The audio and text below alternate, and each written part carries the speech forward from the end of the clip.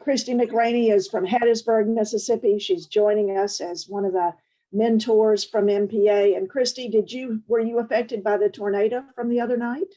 Yeah, thanks for asking. Actually, our area was spared. We were lucky. I think northern of us, Jackson, wasn't as lucky, and Louisiana got hit, but yeah, we were spared, thankfully. Yeah.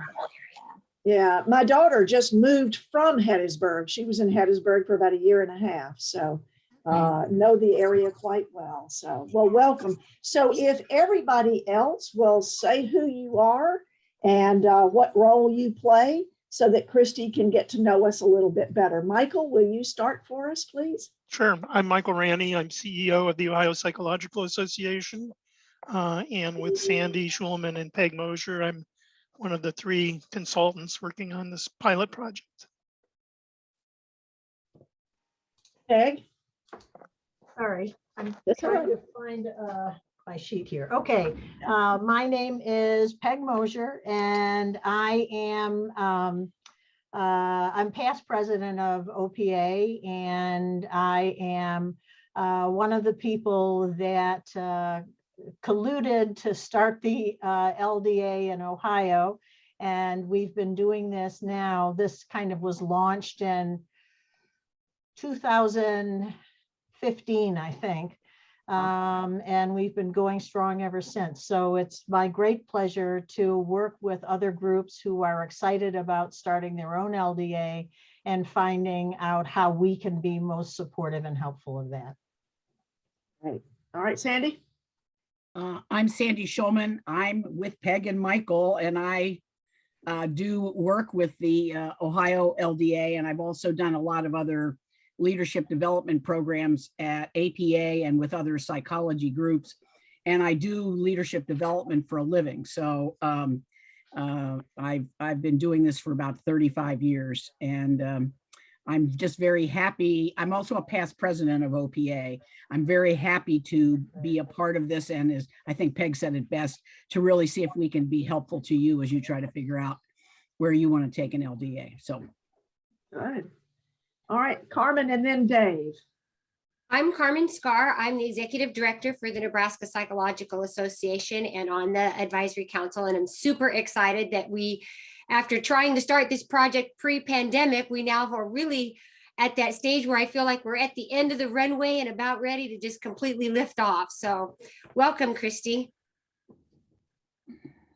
I'm Dave Carver. I'm a past president of the Nebraska Psychological Association, current treasurer of the association, and board member, and work with Carmen closely, of course. And Carmen let me know about this, let all of us know about this wonderful opportunity. And I was quick to jump on this because I really believe in leadership development, and looking forward to working with Peg and Sandy and Michael and Jana and everyone on this. I think it's a really exciting opportunity for us.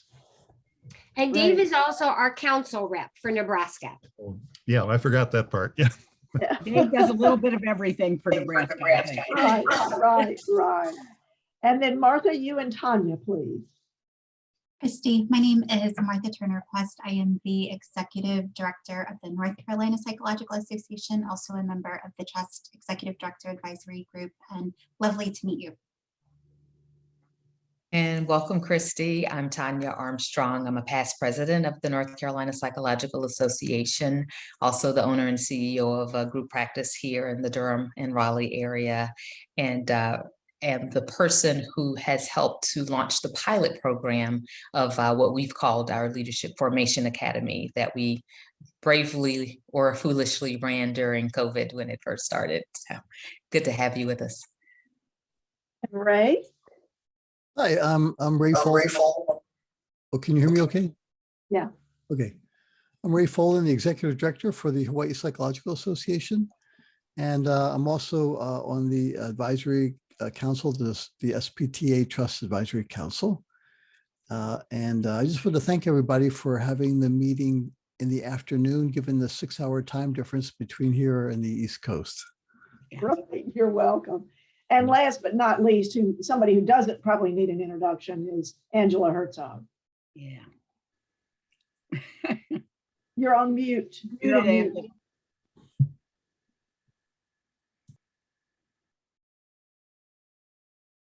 Hmm. You know, this has to be a historical moment that Angela Herzog is mute.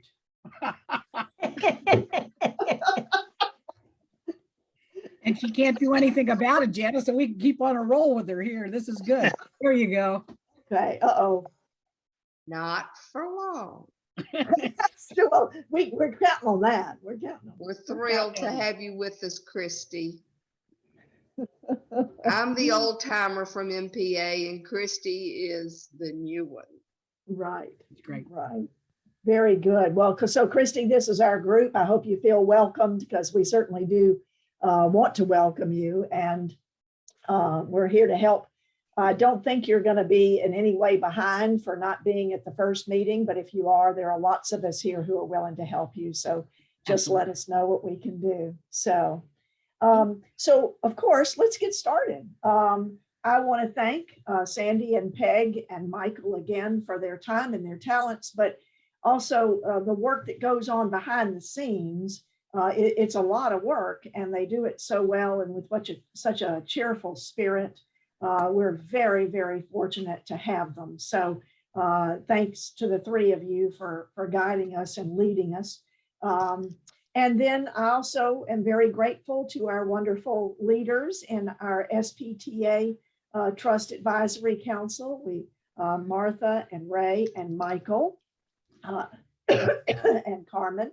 And we're very, very pleased, and Amy, of course, very pleased to have our group, and their dedication to making sure that this was something that would be very helpful to all SPTAs is very impressive. We've worked long and hard, as Carmen said.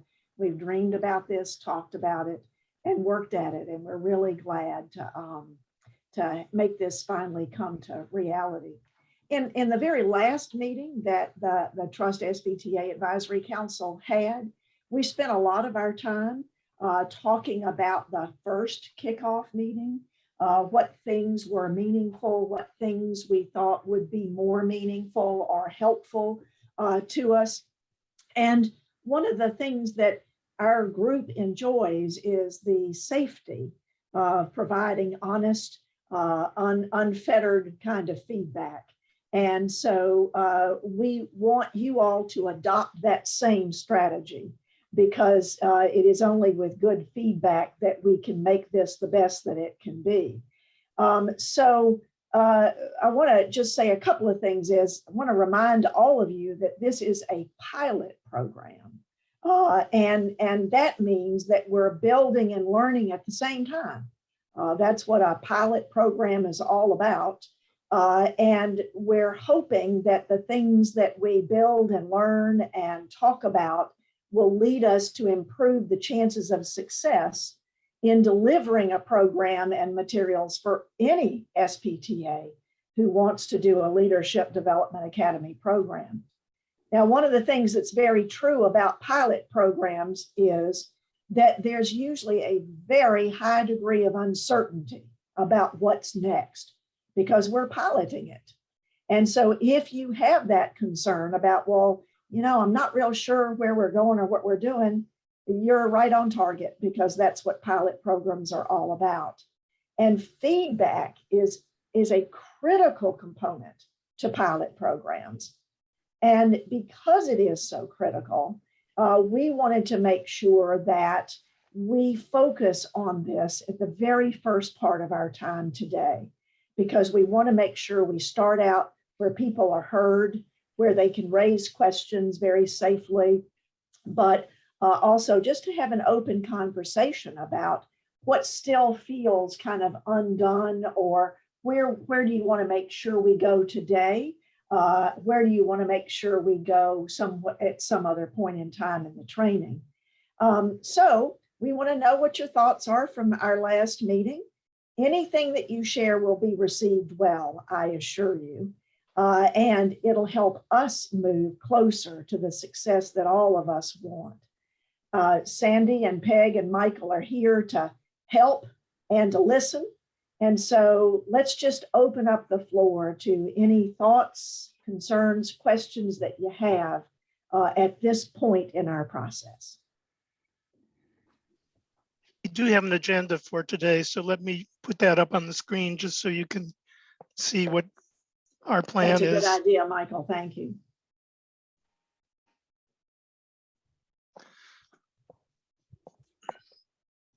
Right. So yeah, you can see that the first thing is follow up on kickoff 1 from February, reviewing the feedback and other questions or concerns.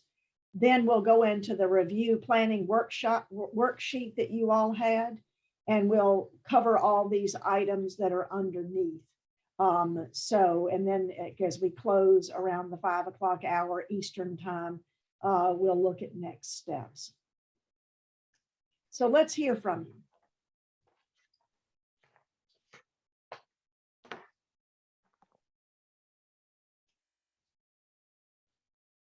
Well, let me get you started with some feedback. I was gonna say something, Jana, but Oh, if you great. want to go ahead. Go Ray. ahead, Dave. No, go ahead. Go ahead. I couldn't get unmuted quick enough. I'm too slow on my mute button there. But I think that one thing Carmen and I talked about was just getting a little more clarity about what portions of the training or the program will be provided by our esteemed consultants, and so what would be the parameters as far as that goes? And so that was one question. And then one I thought of that I didn't even get a chance to talk to Carmen about, but I think we might want to consider is, would we want to, I don't think we talked about this last time, would we want to consider a personal or a professional wellness component as part of this leadership program for the folks that are participating, the fellows or whatever we're going to call them. So just that's a couple of things to get things started anyway. Okay, Great. that's great. Sandy, Peg, and Michael, I don't know if you want to address the first issue about the what portions will be provided by the consultants and which ones, or do you want to wait till we get into more of a discussion of that? Well, at the risk of sounding like a psychologist, my answer at this point is going to be, it depends. It really depends on, where the focus of the programs are, how much of this you want to be SPTA specific, the pieces of it that you really want to make about your SPTA, and the pieces that are more generic leadership pieces that we need to talk about. And so the more generic ones we can be more helpful with. The ones that are targeted towards your SPTA, even if they're, they might be around a generic issue like conflict resolution, but you're focusing it because you've had a history of conflict. So it might be still targeted in the sense that you want it in the context of your association. So that's what we're going to have to tease out from each of you about what your needs are. That's why we're doing the pilot. I mean, if we could have brought you a generic training program and put it out there, and it would be a training program. It wouldn't be a leadership development program because it's not context specific. And that's so we will find there are many modules of typical topics you'd expect in a leadership development program that we could either do ourselves or find other people to help with. But most important first is we got to get you pinned down as to what you're trying to make happen. And then, so that's my, it depends right now. Dave, I want to jump in for just a minute. It's funny that you mentioned this because I've been thinking about this for both our program and also potentially the pilot that we're doing now. We have a program at OPA that focuses on wellness. And the person who is the chair of that committee talks to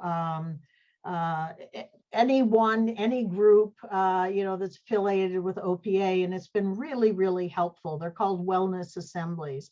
And I've been thinking about, is that something that we might be able to, a wellness component that potentially we might be able to offer, and any one of the SPTAs that's a part of this program are welcome to attend it.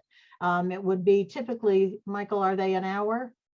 They're about an hour, yeah. Yeah, and people have really enjoyed this. It's about self-care, it's about other pieces that are important. And again, I would like to have a component of this that's a part of our LDA, and I'm thinking this might be valuable, not just to one of your SPTAs, but maybe all of you would be interested in joining this and learning more about it. So that's a possibility. I certainly haven't confirmed this with our chair of that committee, but I would assume that's a good possibility. I think Thank he'd you. be willing to do it. He really enjoys doing those Yeah. programs, and the discussion that he's able to generate is just incredible. What people disclose about themselves and the issues that they're facing. It really creates a safe space for people to talk about the stresses that they're feeling, and it's very helpful. I've sat in on many of them, and my stress is always lower at the end of the session. So it's good. Michael, what percentage of these individuals who participate are ECPs? And the reason I bring that up is we approached one of our ECPs about becoming a mentee in the program. And she said, boy, I'm so interested in doing this. She said, my challenge is how to put this in my plate that has my building practice, my family, my increased expenses, my 2 children, aged 2 and 3, etc. How do I do all this? Sounds very familiar. He's done some sessions that are just for ECPs, and recently he did one for graduate students too, because our graduate student group was telling us that they have felt a lot of stress the last year with remote learning and trying to keep up with their work. So yeah, he can tailor it to specific groups of psychologists. Very good. So see, Dave, you had a really good idea there. Yeah, Excellent thank idea. you, everybody. I appreciate the thoughts on it. And yeah, I've done a little wellness training, although not to the extent of what you just described. In Ohio, we don't have a structured program. We just had a webinar, though, Carbon knows, on the topic of wellness. But it was provided by an MD, a couple of MDs rather than psychologists. And one of my concerns, the reason I brought this up, is that I don't think in our field specifically we do enough to promote wellness amongst our colleagues. We do it for everybody else, but we don't do it for ourselves, it seems. And other professions like medicine are much farther along on those types of programs, at least in my limited experience. So I think that would be great. And as far as the just the basic leadership thoughts, I would love to hear from our consultants. I know, as you said, Sandy, you do work around the world in this area, and I've been doing it for a long time. And Michael, you've been a leader in CESPA for a long time. Peg, you've been a leader in Ohio and elsewhere, it sounds like. And so just your even stories of your career paths as leaders and how they developed, to me would be, and I think that would be the kind of thing that would be interesting to others, to make it a bit more personal. At least I have, in all the Zoom meetings I attend, when we start to talk about more personal and applying the personal, it's like Carl Rogers used to say, what's most personal to me oftentimes is also most generalizable as well sometimes. So that's where I'm headed with this, I think. So I'm glad. I think we've got some opportunities here that are wonderful.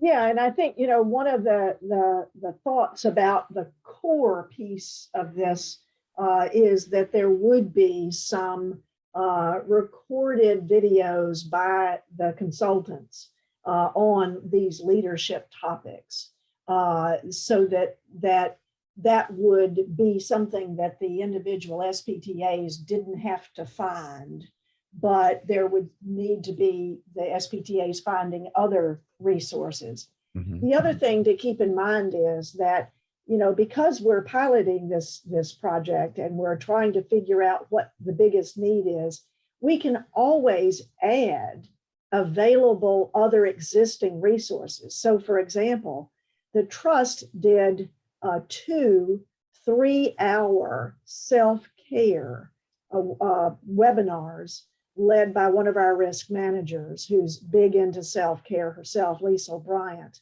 and they were free to policyholders, and they were designed for psychologists. And she used a lot of meditation throughout. It was very well received. So those have already been recorded and done. And so things that have already been done that are still current and valid can always be supplemental things to whatever it is that we design. Great.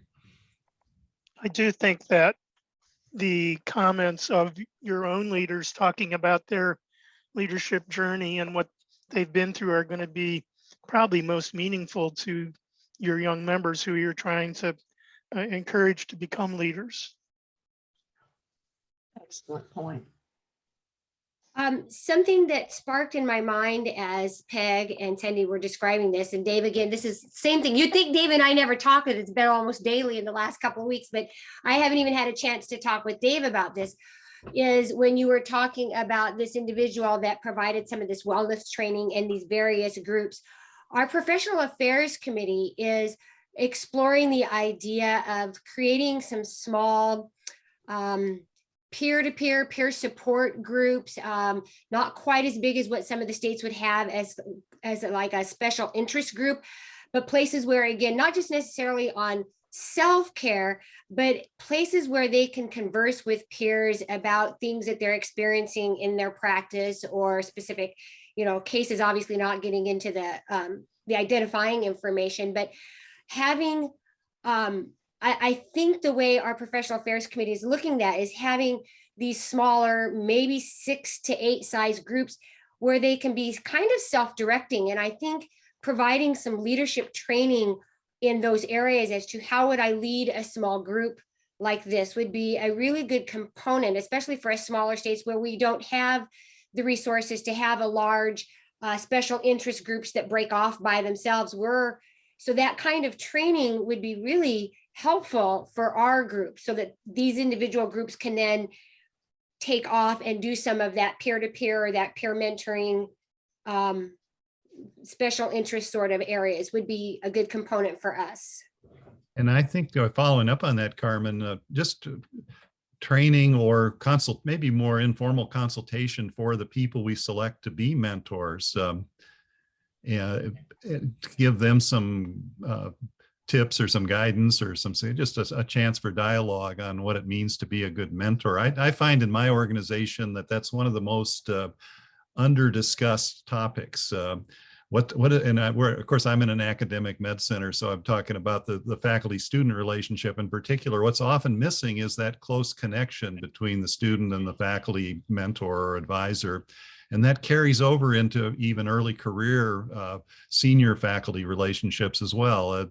Everybody is so darn busy that they just don't have time to think about those type of the importance, and of course the research in my field of student development or student success, it's called now, is that relationship between a mentee and a mentor is just crucial to the success of someone's career development. And so I'm just throwing out a bunch of ideas here, but you can tell this is pretty exciting for me just to be able to share this with all of you. Yeah, I'd like to piggyback on that. Go ahead, Sandy. No, you go ahead, Tanya. Okay. Dave, I appreciate your saying that. And I'm having a recollection of how when we recruited our mentors, again, it was a novel concept during the pandemic, but we did our best to craft some mentor and also some mentee expectations.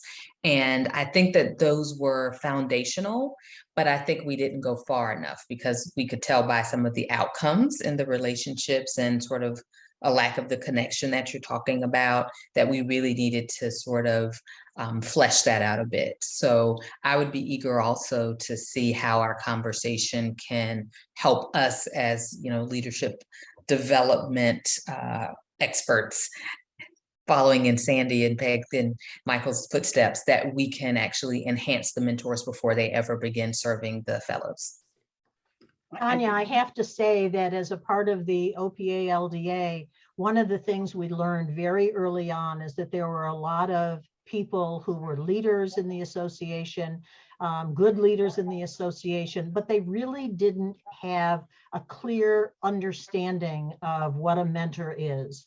And that it's not just about periodically talking on the phone, how you doing, is everything going okay, how's your project? I mean, it really is more than that, developing that relationship. So we often refer to that as mentoring the mentors. And I think once we got a little clearer about what our expectations are, that helped a piece of it. But the whole notion of developing mentors and understanding that it's not just about checking in with each other or whatever, really is developing that relationship. Some of our mentors and mentees that we have had 6 years ago are still communicating with each other and now are looking at each other. I mean, it is a very collaborative relationship, but they're looking at it from as more of a collegial relationship, I guess. And that I think is a really positive thing. Sandy, I think I interrupted you. No, you're doing great. I was going to say, I think, unfortunately, for many people, mentoring is kind of like parenting. People think either you ought to know how to do it or you do know how to do it. And so, they let us all out without any licenses to go do those functions. That's really that. And it is a real particular, there are lots of different ways to mentor. And I was going to say that people that I have mentored along the way that have now been mentees in various ways for 20, 25 years.